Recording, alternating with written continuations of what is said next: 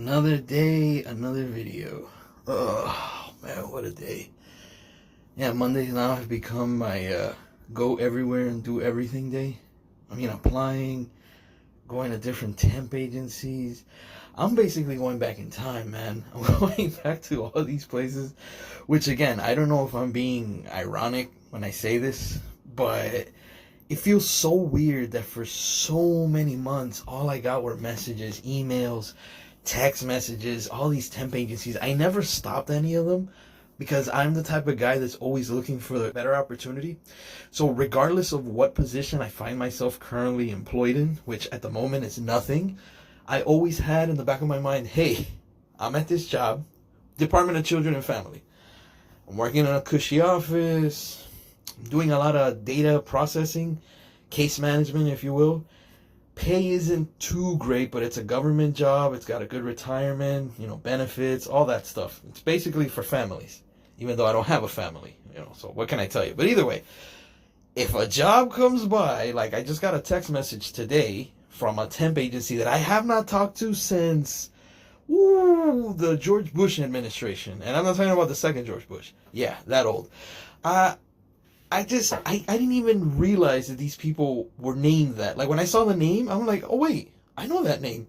And my phone has a spam blocker, so any numbers that aren't recognized in my contacts don't get to call me, but it does accept text messages, so at least I have that. Well, it's not supposed to accept what you call those possible spam, or, could be spam, or, what is it, likely hacker. The phone has a way of detecting numbers that are probably fraudulent, but for one reason or another, I got a message that the number had been blocked, and the text message had been blocked. And I was just curious. I never really look because I get a massive amount of blocked calls, man. You'd be surprised how many people call this number that are not in the friend zone. I have no idea why I'm followed by so many people. Check out my Facebook. Oh, you can't because you don't know my Facebook. Either way, I look at the name and I'm like, hold up, man. I remember that agency. Wow. And I go into my, my email. I search that name. The last email I got from them was in 2023. I guess they just stopped after a while because I never replied to any emails, but it was still there. I checked the last time I sent an email, and that's when I was going back and forth with an agent regarding a job. I tried to send that person an email, and they don't exist. So the text message did say, call if you're interested in this position. It's some like ocean import, export, something like that. I guess it's still based on my old history with them, which I tried to look them up on a website and I couldn't find it.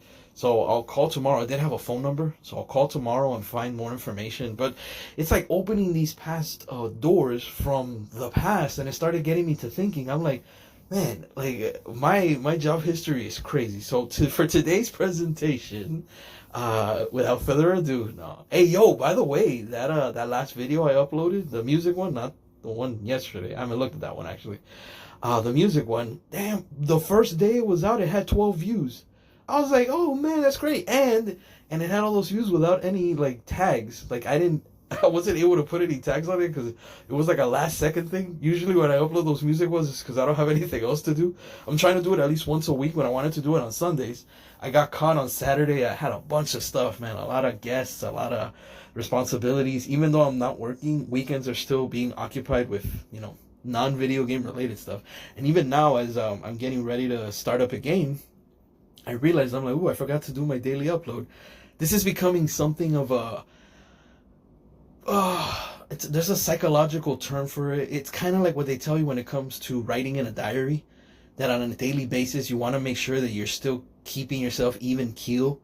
You're still keeping your feet on the ground, and you're able to post some sort of message. Again, for those of you that don't know, I'm doing this in a double standard way, a double-edged sword, a 2-for-1, 2 birds, 1 stone. I'm hopefully getting people to listen, and you never know, a message that you hear from some random YouTuber might actually change your life for the better in a way that you never expected, because you'll be like, wow, man, this guy, has a horrible YouTube channel. His videos are visual, but it's mostly audio, and it's him, talking a soapbox, but what he said made a lot of sense, and, move on. If I can change one person's life, hey, I'm happy. For the better, hopefully. For the worse, hey, I can't do anything about it, man. If I say something that gets people angry, I don't want to be the guy to break it to you, but that's your fault, man. Like, if you're allowing someone else to control you with words, yeah, you need to check yourself at the door, man. There are therapists, there are psychiatrists, psychologists. There's a plethora of people that you can speak to. Get medicated, fix yourself, because if you're being controlled by the words of somebody else, especially somebody else that's like a stranger, somebody that's not even physically there in front of you, just some random voice that you're hearing. By the way, you're coming here. Like, you came to this channel, you clicked on this video, and you're listening to this. You don't like what you're hearing, just go away. Why would you continue listening if you don't like this? Makes no sense to me. So if it's for the worst, I'm sorry. That's on you. I can't do anything about it. Anywho, now that I got the disclaimer out of the way, right? An upload number, what is it, 17 or something, or 18? I don't even know. I'm not keeping track. But I am doing it on a daily basis. The goal is to get, also the double-edged sword, the 2-for-1. If I can change someone's life, fine. The other part is, hopefully in the future, when I find myself in a better state of mind when it comes to actual money that's coming in, because these past 3 months, bro, it's been drying up everything, dude. Like, money is just pouring out, man, and there's nothing coming back in. Business has bombed. I feel like Donald Trump after his third bankruptcy. Like, how could you go back and get a fourth bankruptcy? My goodness. The man, literally the symbol of iconism for American culture. It doesn't matter how many times you fail, you can always go back and fail again. And somehow that man has become president. Not once, but twice. So check yourself at the door when it comes to, oh man, I can't believe my business didn't make it. Trust me. If Donald Trump can become president, my friend, you can be anything. You can be an astronaut. You can be a marine biologist. You can be a horse racer. You can be a NASCAR racer. You can be an E-racer. Bro, seriously, you can be whatever the heck you want. All right, so what I came up with was this. I'm living, have I even said where I live? I don't think I want to do that. Screw it. I'm living in a state, right? And I get a little bit of bad luck. Currently at my college, I'm a student assistant. This was a while ago, so I'm just giving you a backstory. And the job doesn't go as well as I wanted it to. Things just, they kind of turn sour at the end of the school term. Student assistants are no longer employed because obviously there's no school. So without school term, you're not employed. And I'm told that I need to sign some sort of paper, like waiving my rights to unemployment and all this stuff, because technically I'm not being laid off. The job is just being suspended. But I'm not going to be asked to be brought back the next school year, because apparently I have to reapply again for the position. I'm kind of bothered because I'm like, bro, I really like this job. It wasn't paying a lot, but it was helping with the financial aid. Like, it was giving me a boost. And I was in college working. And then when I was done with work, I would go to class. You know what I mean? So I was like basically 2-for-1 there. I love overlapping, dude. I love everything that you can do 2-3 things at the same time. You don't have to like exert yourself. So job doesn't go too well. I lose that opportunity because I failed. I didn't sign that paper, first of all. Like, I wasn't going to do unemployment, but I just didn't feel like I needed to sign that paper. I felt like I was letting them off the hook. So I lost that job. A few months go by, kind of like what's going on now, right? And I'm applying Monster, Career Builder, which were the big dogs back then. Now it's so many, but whatever. I can't remember which one of the two it was. It might have been maybe a third one. Yahoo Jobs. Who knows? Remember Yahoo? Before it was just emails? Yeah, they used to have a different server. Yahoo! Anyways, whoa, we're almost done. Look, 9 minutes already. Crazy. I get an email from a person who's seen my resume and thinks I'd be good for a position. They're called Lotus, right? And they're like, they want to interview me. The job site is currently out of state. And I'm like, out of state? Ugh. Come on, man. But I'm at the point in my life where I'm doing things a little bit sideways. Like, I'm very heavily influenced by religious beliefs. Yeah, if you can believe it, I was actually a religious nut back in the day. It got brainwashed into me as a baby.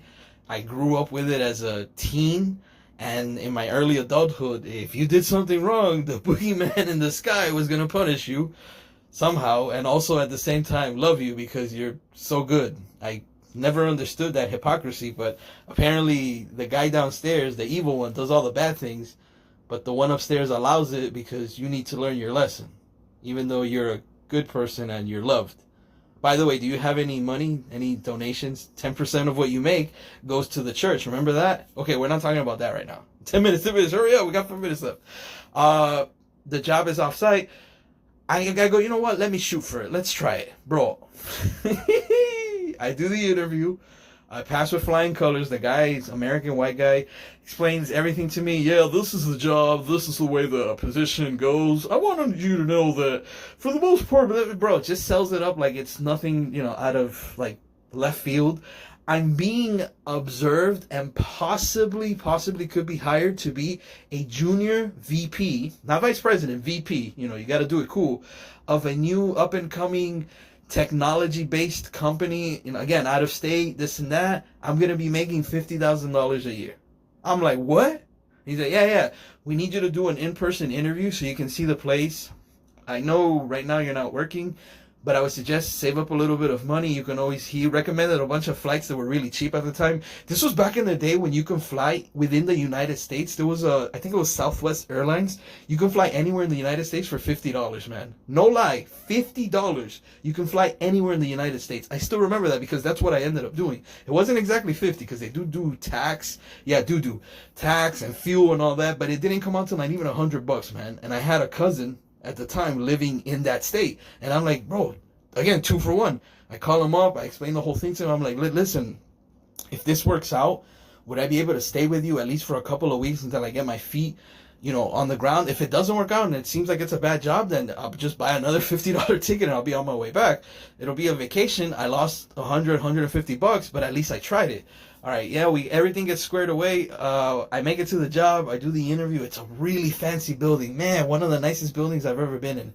Fancy office, a beautiful secretary at the front desk.